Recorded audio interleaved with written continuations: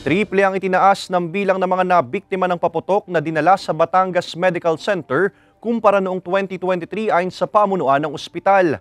Samantala, pumalo na rin sa 18 ang mga nabiktima ng paputok sa Batangas City mula December 24, 2023 hanggang January 1, 2024. Narito ang report ni Paul Hernandez. Sa latest surveillance board ng firecracker-related injuries sa Batangas Medical Center, lumalabas na 18 na ang mga naging biktima ng paputok at pailaw. Mula yan itong December 24, 2023 hanggang January 1, 2024. Mas mataas ito kumpara sa 6 na kaso lang noong isang taon sa parehong period. Mas nag-celebrate sila, mas marami ang gumamit ng mga paputok ngayon. At the same time, kulang talaga sila sa safety precautions.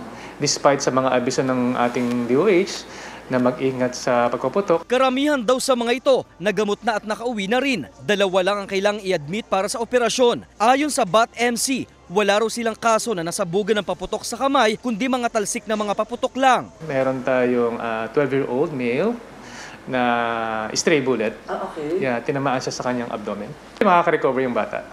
Stable na. And then we have a 53-year-old female. Eye injury siya, eye globe injury. And she is scheduled for removal of the eye globe. Ayon sa DOH Calabarzon, may 29 ng kaso ng fireworks-related injury ang naitala sa buong rehiyon mula December 21 hanggang January 2, 2024. At sa kabila ng kaliwat ka ng family gathering o reunion, naitala ang 46 na kaso ng hypertension mula December 21 hanggang January 1 ngayong taon. Pero ang mga kasong ito, normal lang na bilang na kadalasang dinadala sa ospital. Usually mga senior citizen. Because siguro hindi controlled yung kanilang mga blood pressure, kanilang mga maintenance medications, irregular ang kanilang diet.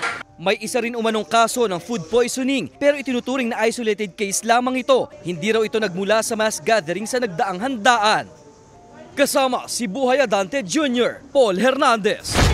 Balitang Southern Tagalog.